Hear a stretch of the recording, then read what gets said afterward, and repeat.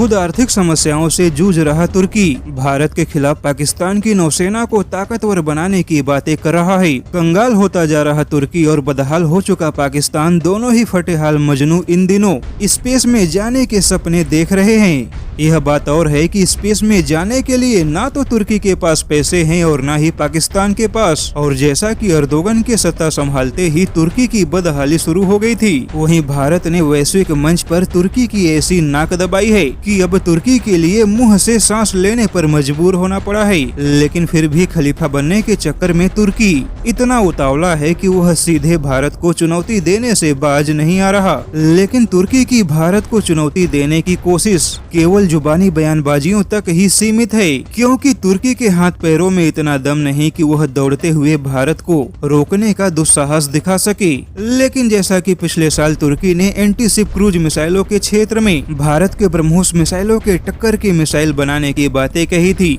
लेकिन ब्रह्मोस मिसाइल बनाना तो दूर की बात रही, क्योंकि तुर्की अभी तक ब्रह्मोस मिसाइलों के नकल की डिजाइन को भी डिजाइन नहीं कर पाया है। वहीं जेम्स डिफेंस वीकली की रिपोर्ट यह कह रही है कि तुर्की के हथियार बनाने की क्षमता को पैसे न होने की वजह से बहुत बड़ी चोट लगी है। वहीं भूमध्य सागर में तुर्की ने ग्रीस और फ्रांस के चुनौतियों का जवाब देने के लिए अपने क्रूज मिसाइलों के बेड़े को मजबूत बनाने और दुनिया के सबसे अत्याधुनिक एंटी शिप क्रूज मिसाइल कहे जाने वाले ब्रह्मोस मिसाइलों के टक्कर में अपना खुद का एंटी शिप क्रूज मिसाइल बनाने की बातें कही थी। लेकिन अब तुर्की के लिए ऐसा कर पाना असंभव होता जा रहा है, क्योंकि नाटो संगठन के प्रतिबंधों की वजह से न केवल तुर्की की तकनीकी क्षमता कम हो चुकी है, बल्कि तुर्की इस समय गंभीर आर्थिक समस्याओं का सामना कर रहा है। और जल्द ही तुर्की ने अपनी राजनीति की दिशा नहीं बदली तो तुर्की जल्द ही आने वाले दिनों में नाटो संगठन का सबसे बदहाल देश बन सकता है। और पाकिस्तान की सेना को मजबूत बनाना दूर की बात रही, खुद तुर्की के लिए अपनी सैन्य क्षमताओं को मजबूत बनाए रखना मुश्किल होता जा रहा है।